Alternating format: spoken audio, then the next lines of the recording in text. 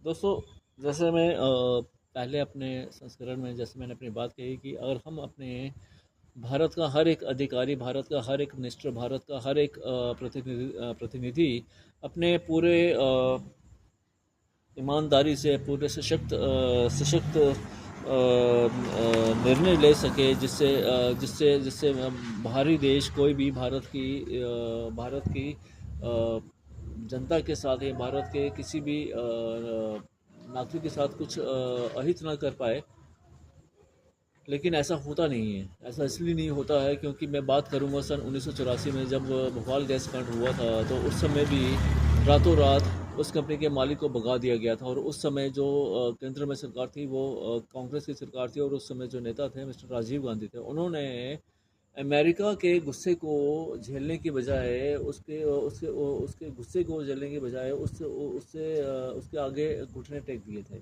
और वही चीज़ आज 2026 में देखने को मिली है, जब भारत के मालवाहक जहाज़ के ऊपर अमेरिकन नेवी ने अटैक किया और भारत के 3 युवक मारे गए।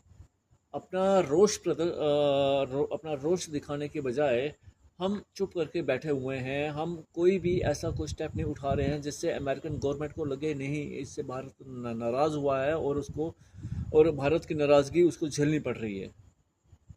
तो सन 1984 या 1985-86 का जो भोपाल का गैस कांड हुआ था, और जो आज का ये चीज़ हुआ है, इसमें कोई ज़्यादा अंतर नहीं है। उस समय भी अमेरिका था, आज भी अमेरिका ही है।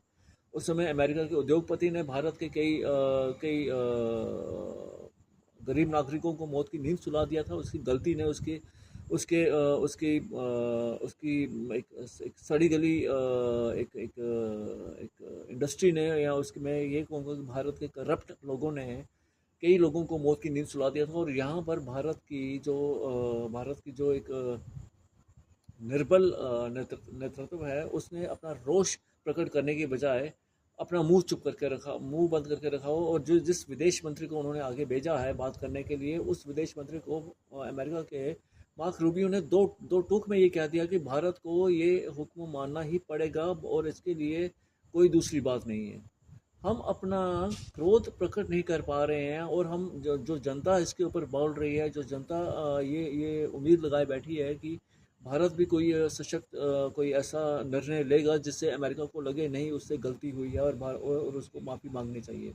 अभी तक ये चीज़ें बीते हुए आज हफ्ते से ऊपर हो चुका है, लेकिन अभी तक किसी भी अमेरिका के किसी भी नेता ने कोई संवेदनाएं प्रकट नहीं की हैं, कोई अपना शोक प्रकट नहीं किया, और ना ही कोई माफ़ी